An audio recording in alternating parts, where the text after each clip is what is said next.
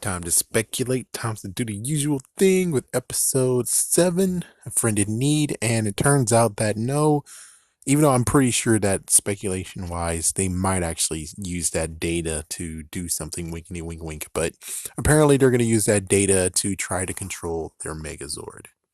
Hmm.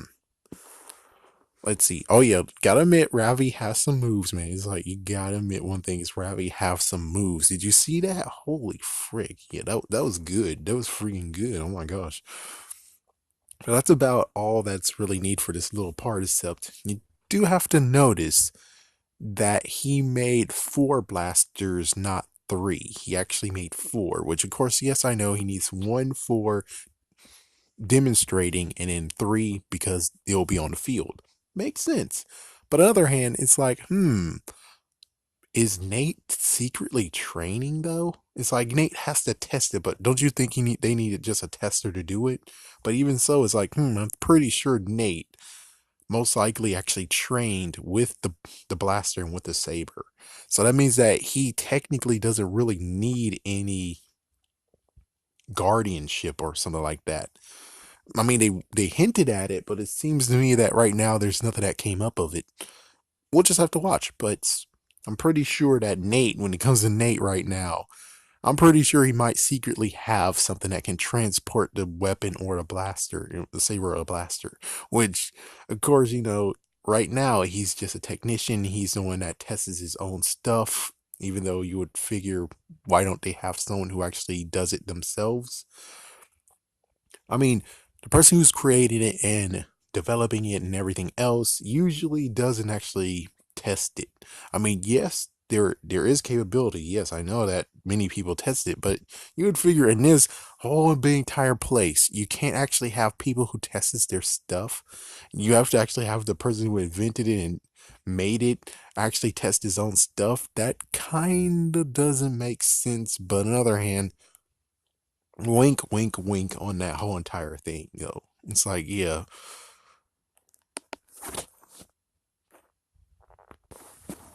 All right, I basically forgot one special part two, but frick it, whatever.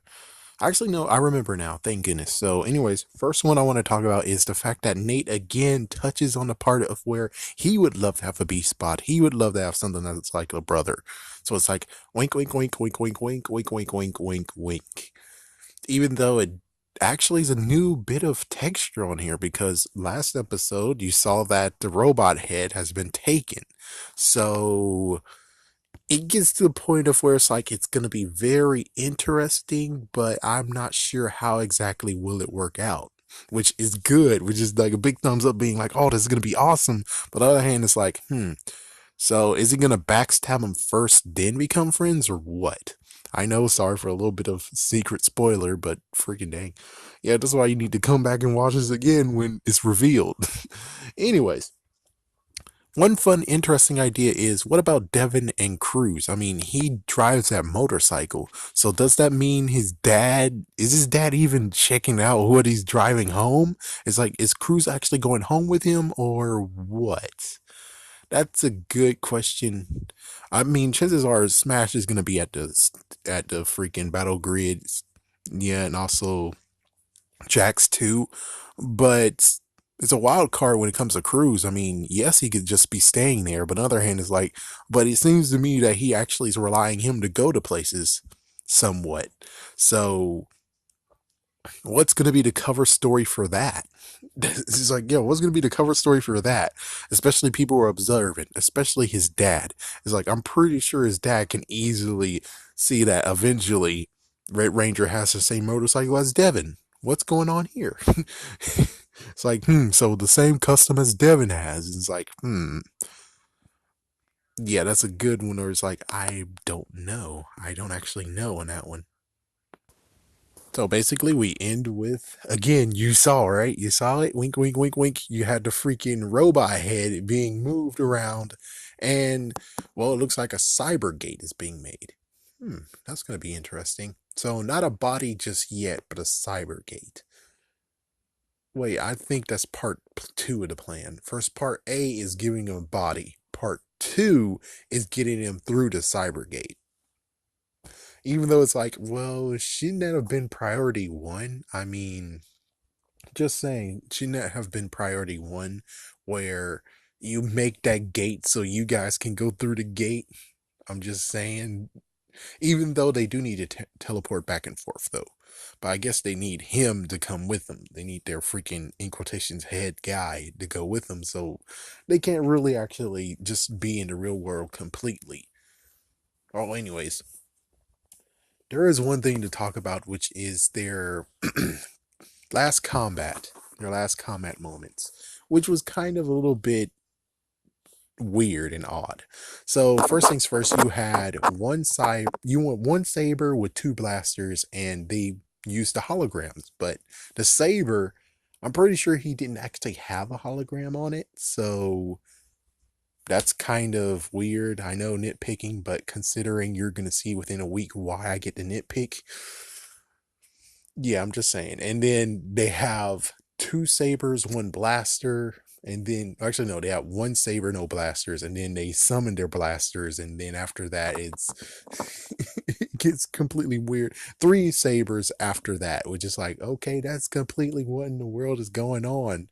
I mean, I understand it teleports. They teleport and transport them. So as soon as they don't need them anymore, they transport back, which understood. But still, it's kind of like it's still off-putting, and I kind of wish that she did have the blaster and saber in hand, you know, just saying. That would have made it a little bit more. But anyways, that's about all that's need to be speculated. So they're gonna have a gate soon that they can go through, and well, apparently he's not too upset about, oh no, the Megazord days. Like, you don't see him actually upset at all. So it's like, it's like, I don't really understand, but on the other hand, you do have to admit though, wouldn't it be smarter that when they went back in there, they could have actually have downloaded some of the data, and then yeah, they copied the data and stuff like that. I don't know. Anyways, there you go. Let's wait. Can't wait to do episode 8, and I don't know what episode 8 is, but yeah, I can't wait for that. And make sure that if you missed it today on Saturday, you can see it on Sunday at 8 a.m. I think it's like, yeah, you should be able to see it. Let me just look. Let me look. I mean, I'm pretty sure you should be able to. You should, and this is gonna take a little bit of a while, but you should be able to see it. Even though, sadly for me, when it came to, oh, thank goodness. Oh crap, it resetted itself. It keeps doing that. It keeps doing that where it's like, oh, I'm gonna reset back to where you were. I'm like, oh my gosh, you idiot. Yep, it's just like a B spot. It's like, you dang idiot. But anyways, I'm pretty sure you're able to see it set on Sunday at 8 o'clock. And if you're not able to, you have on demand, thank goodness. So they stopped that whole embargo of where you only can see it on the Nick app, thank goodness. So, anyways, yes, I'll catch you guys on Wednesday when we get to have another preview review. Hopefully, because it doesn't seem like the hiatus is happening anytime soon, and I say thank goodness for that. They're gonna go all the way to hopefully at the end that last week of May. Hopefully they go there, and if so, that's a thumbs up. That's good. Good. Well, anyways,